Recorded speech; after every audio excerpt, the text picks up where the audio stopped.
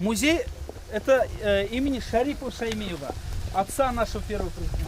В гостях у Бабая. Встреча депутатов татарстанского и башкирского парламентов прошла на родине Минтимира Шаймиева в селе Аняково. Сначала краткий экскурс в историю, затем фотографии у памятника и посещение дома-музея Шарипа Шаймиева.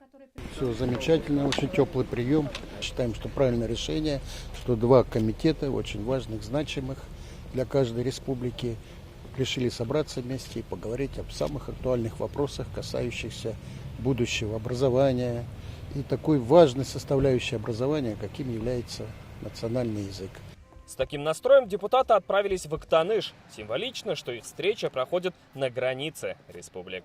Вот наши баянисты, гармонисты.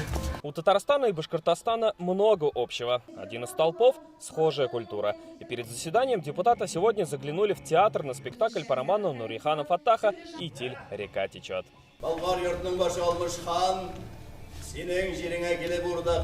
От культуры к образованию. Свои разработки гостям представляет учащиеся Актанышской гимназии-интерната для одаренных детей. Здесь и своя телестудия, и татарский яралаш, проекты в соцсетях, и настольные игры собственного производства. Главная повестка дня совместного выездного заседания – роль родного языка в развитии диалога культур. Сила наша во взаимодействии, во взаимосвязи, взаимной поддержке и вместе в родной большой огромной стране Российской Федерации мы многое можем решить за счет нашей дружбы, согласия и мира.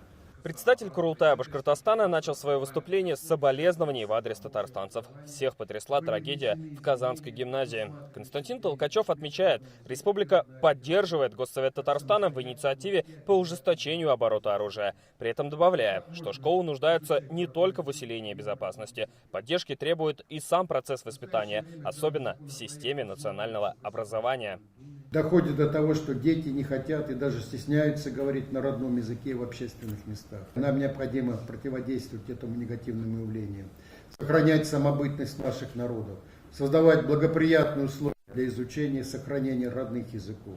Это общая задача семьи, школы, органов государственной власти. Для повышения роли родных языков депутаты пришли к следующим решениям. Продолжить взаимодействие между парламентами, развивать сотрудничество министерств по образованию. Мы всегда открыто делились, обменивались опытом, друг к другу ездим на обучение, и это очень ценно. Также парламентарии предлагают развивать культурное сотрудничество, вместе организовывать национальные праздники, налаживать диалог через дома дружбы и ассамблеи народов, создать межвузовский совет по изучению родных языков и научно-исследовательскую группу при академиях наук двух республик.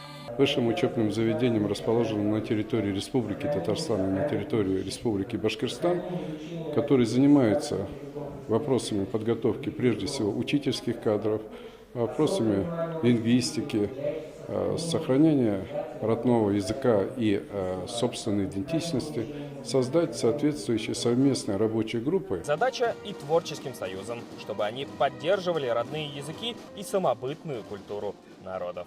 Для нас тем более это актуально, поскольку президент нашей республики объявил этот год годом родных языков и народного единства.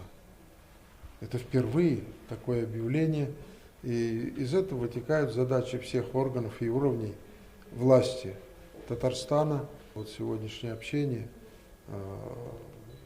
с коллегами из Башкортостана показывает, что они тоже инициативны и неравнодушны. По итогам заседания депутаты приняли резолюцию на тему роли родных языков в развитии диалога культур. Ее содержание стало общей задачей от парламентариев обеих республик. Салават Ухмадуллин, Адель Миндубаев, ТНВ, Актанышский район. Закажи рекламу на ТНВ.